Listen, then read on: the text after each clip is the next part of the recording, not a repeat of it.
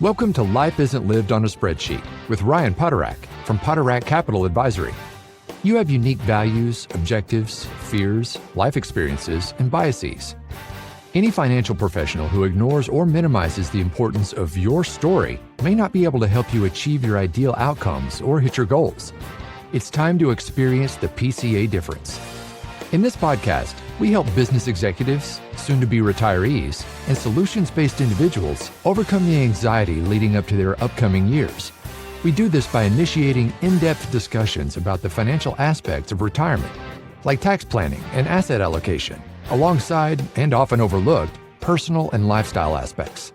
Join us for this journey where we explore retirement from a contrarian point of view, as Ryan draws from years of experience and qualified guest professionals to help you explore the true purpose of your money in retirement and the impact you want to make in your golden years. Investment advice offered through Private Advisor Group, a registered investment advisor. Private Advisor Group and Poterack Capital Advisory are separate entities. This information is not intended to be a substitute for individualized legal or tax advice. Please consult your legal or tax advisor regarding your specific situation. Ryan Poterack has talked about the good, the bad, and the limitations of traditional 401ks. Now, this time, he tackles turning that traditional IRA into a Roth IRA. What does it take to do a Roth conversion, and is it right for you? Ryan is with me, Patrice Sikora, to hash this all out. But first, Ryan, the Roth version of an IRA hasn't always been available, has it? Hey, Patrice, you're correct. It has not always been available. I don't even know the specific year. I'm going to guess in the early 2000s it became a thing. And I don't remember the full name, but the Roth, it was actually a name of, I believe, a senator, but definitely an elective official that took the lead on it. Yeah, I don't remember the details either, but I do know it was a person who said, let's do this. So we're talking Roth conversions. Well, explain to me a Roth, first of all. What is the benefit of having a Roth? So the benefits of having a Roth IRA is that the money and the investments inside a Roth IRA grow tax-free. So you can let them grow tax-free indefinitely. You can also withdraw not only what you invested, but also earnings tax-free. You can withdraw tax-free from a Roth IRA. And then also Roth IRAs are inherited without income tax at all. So it is like having, that's one place where you've got a moat around that money and investments in which the IRS cannot get over to tax you on the earnings and the investments held within a Roth IRA. But it does not mean the government has not gotten its taxes on some of that money. Correct. Yes. Yes, which brings us to the conversion. All right. So what is a Roth IRA conversion? I guess first off, I would say anyone in our audience of any age, if they own a traditional IRA, is eligible to do a Roth conversion. So there's no age component to it. There's also no income component. So anybody in our audience with millions of earned income a year or zero is also eligible to do a Roth conversion. And then the amount that is converted can be $10 or $1 million. There's no limitations to that. So what a Roth conversion is so you take somebody who has a traditional IRA. So what the money that goes into that traditional IRA is pre-tax money. And for this discussion, there are ways in which people can put after-tax money into a traditional IRA. But it's so uncommon and so rare. We're going to just set that aside, but I didn't want to do that without at least that little disclosure. Mm-hmm. Okay. So traditional IRA is pre-tax money that has not ever been taxed as income. And a Roth conversion is making the decision. Let's say that somebody was going to do a Roth conversion of 25 grand. Well, the 25,000 would leave their traditional IRA. And money leaving a traditional IRA, whether a person was doing a $25,000 Roth conversion, as I'm going to describe in my story, or they simply said, I want to withdraw $25,000, In either case, the 25,000 is subject to income tax in the year in which that withdrawal or Roth conversion is done. Now, to the Roth conversion, the 25,000 goes from the traditional IRA into a Roth IRA, where now that 25 grand is in a nice, comfortable home in which forevermore the growth is tax-free. Again, it can be withdrawn tax-free, it's inherited tax-free. But so the trade-off is, when that conversion was made, is $25,000 is added to other income, dividends, interest, earned income, and subject to taxes. So that's where there causes hesitation on a client standpoint or in our planning. However, not too much earned income. Whether you're single or married, if you make too much income, ballpark, if you're a married couple and your earned income as a team is in the neighborhood of 200,000, the IRS is going to say, nope, you cannot make a Roth conversion. You make too much money. I think it's important to distinguish between the two ways that anybody, that we can get money into a Roth IRA. There is the contribution and the Roth conversion, which is principally what we're going to talk about today. But in order to do a Roth contribution, first of all, the individual has to have earned income. And earned income is earned income from employment. It's not pension income, Social Security, dividends, interest, rental income.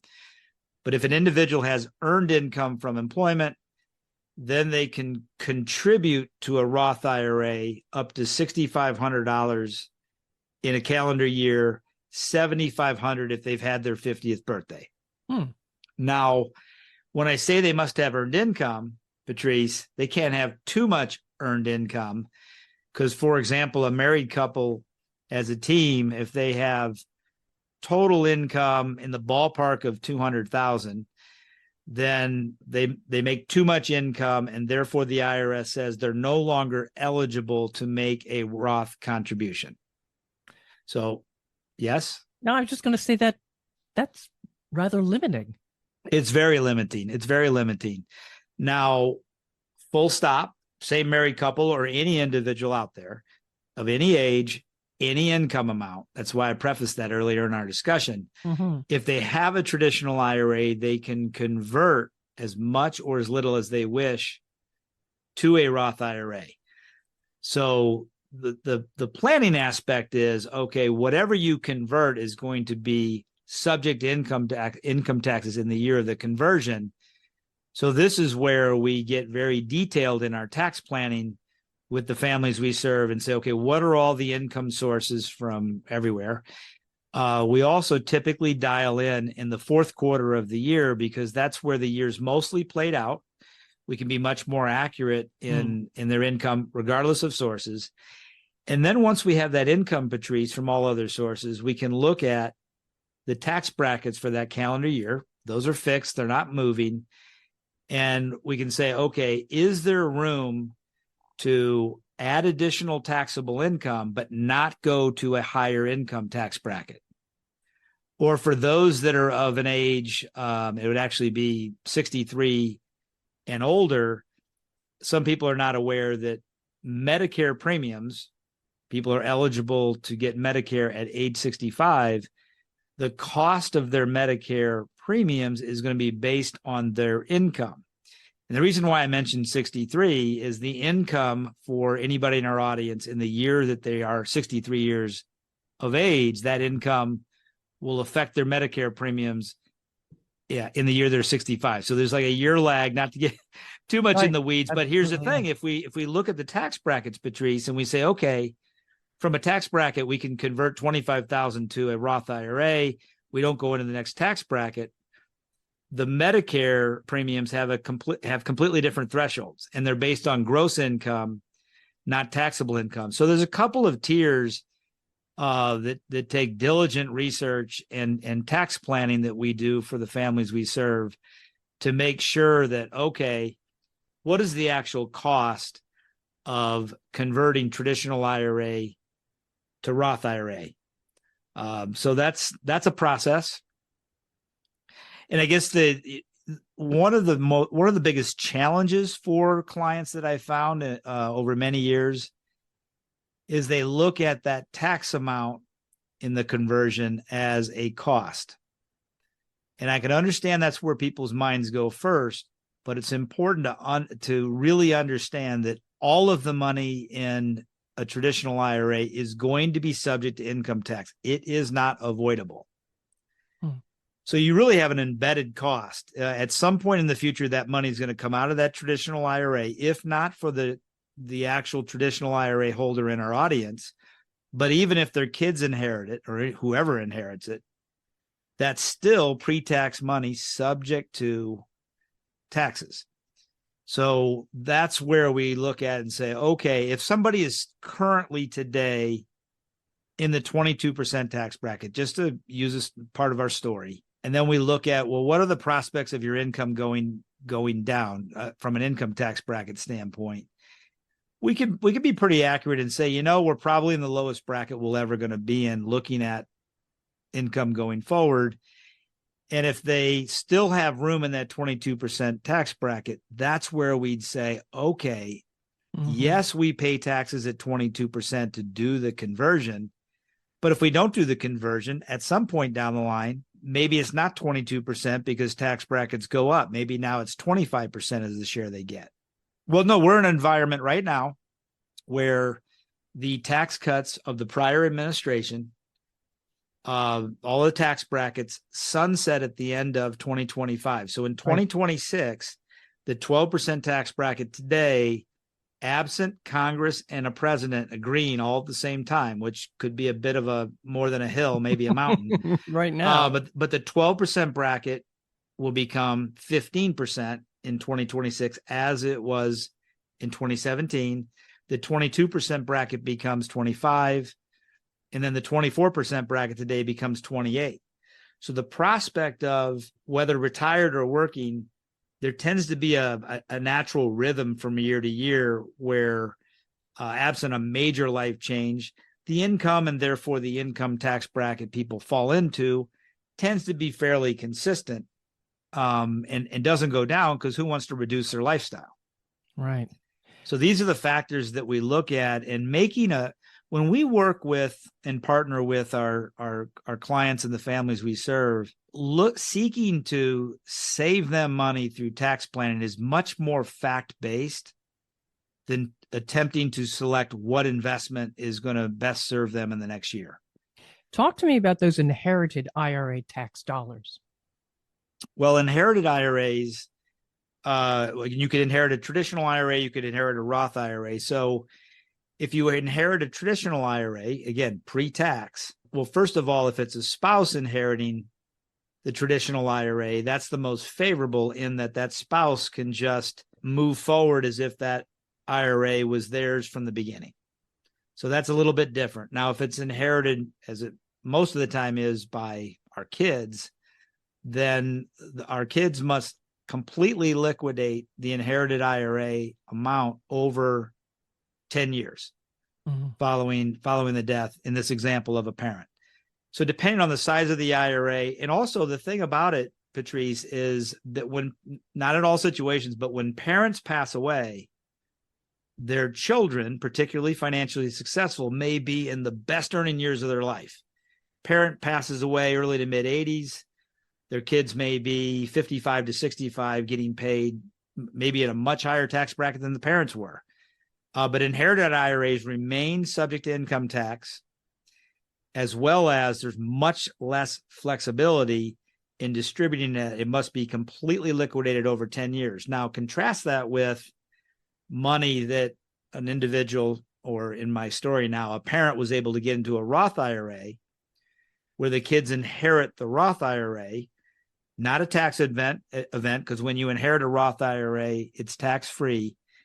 But in addition to that, the kids in my example, they can let that Roth IRA grow for a decade. Also the 10-year time frame, but all growth in the 10 years after the original Roth IRA holder has passed away is all tax-free growth. So they can let that run last day of the 10th year, because they still have to liquidate the Roth IRA in total within the 10 years. but then they liquidate that, no tax event, because distributions from a Roth IRA are income tax free. So the Roth IRA, however you get the money there, contribution or what we're talking about right now in terms of conversion, it is an extremely powerful tool over time. It's not a panacea in a single year.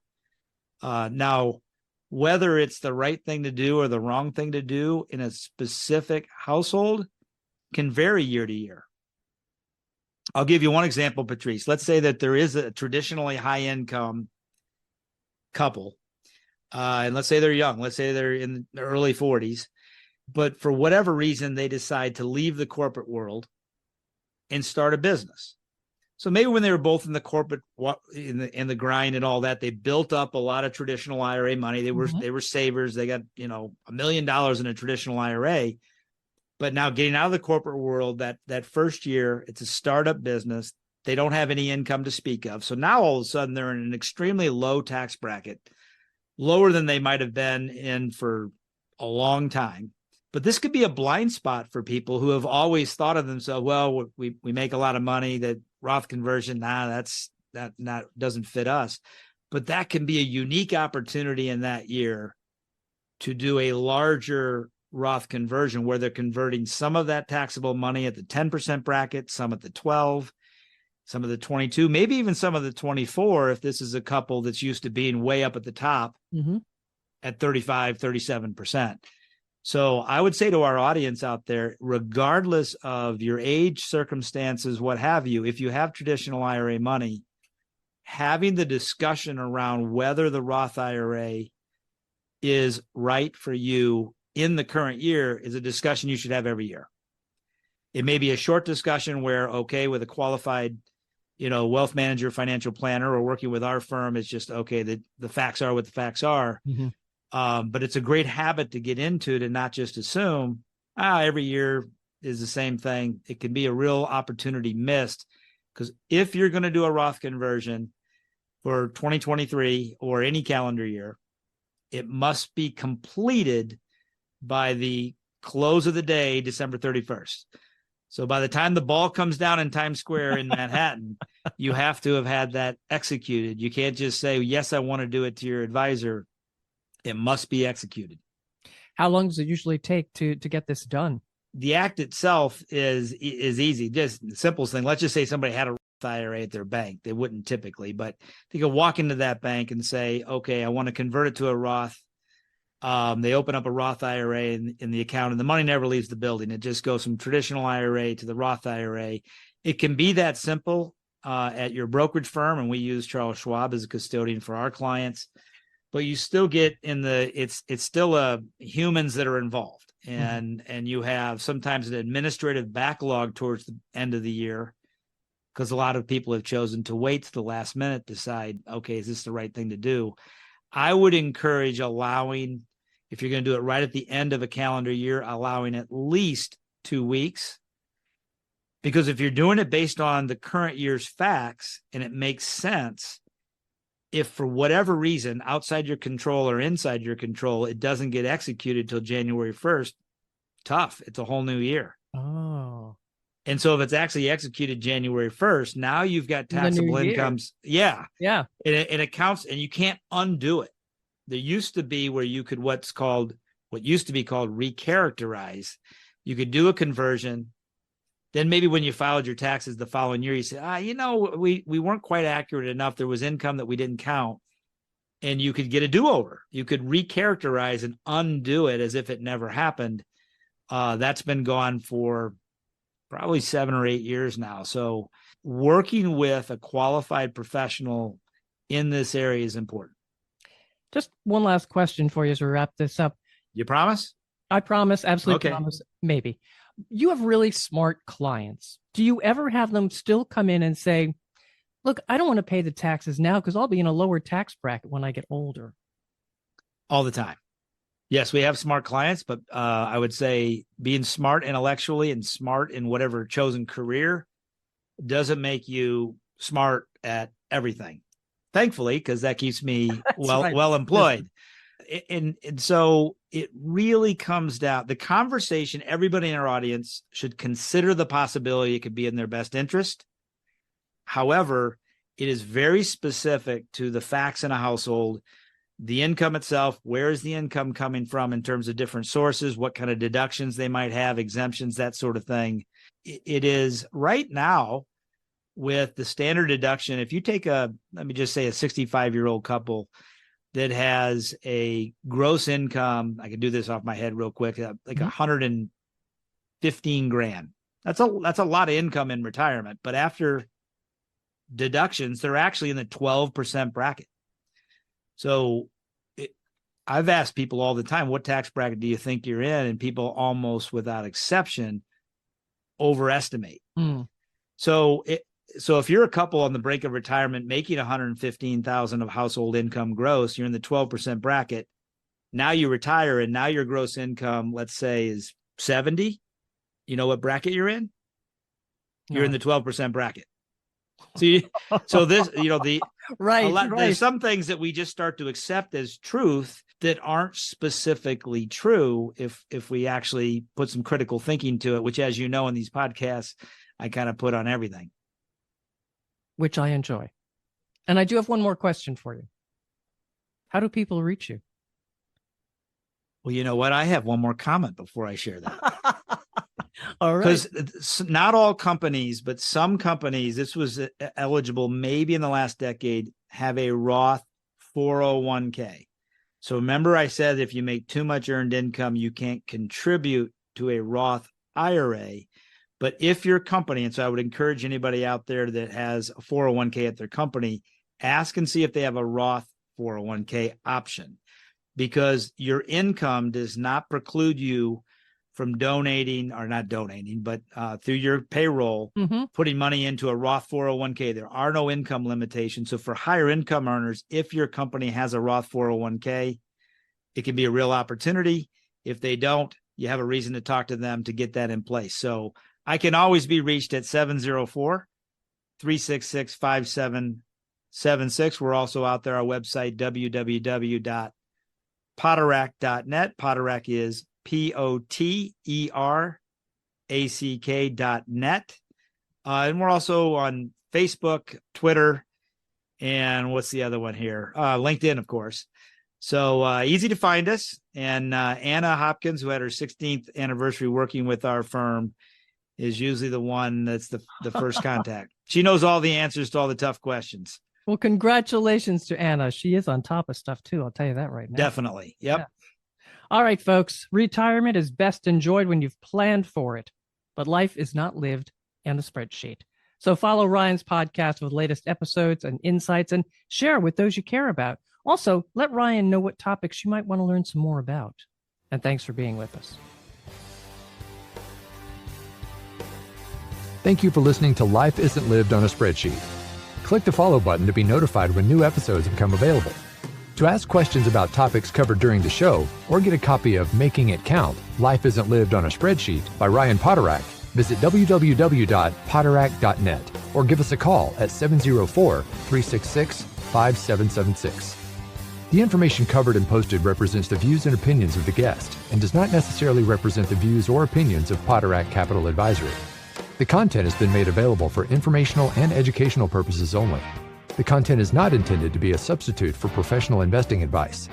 Always seek the advice of your financial advisor or other qualified financial service provider with any questions you may have regarding your investment planning. Poterack Capital Advisory does not offer legal or tax advice. Please consult the appropriate professional regarding your individual circumstances. Nothing contained herein is to be considered a solicitation, research material, an investment recommendation, or advice of any kind. The information contained herein may contain information that is subject to change without notice. Any investments or strategies referenced herein do not take into account the investment objectives, financial situation, or particular needs of any specific person. Product sustainability must be independently determined for each individual investor. Poterack Capital Advisory explicitly disclaims any responsibility for product suitability or suitability determinations related to individual investors.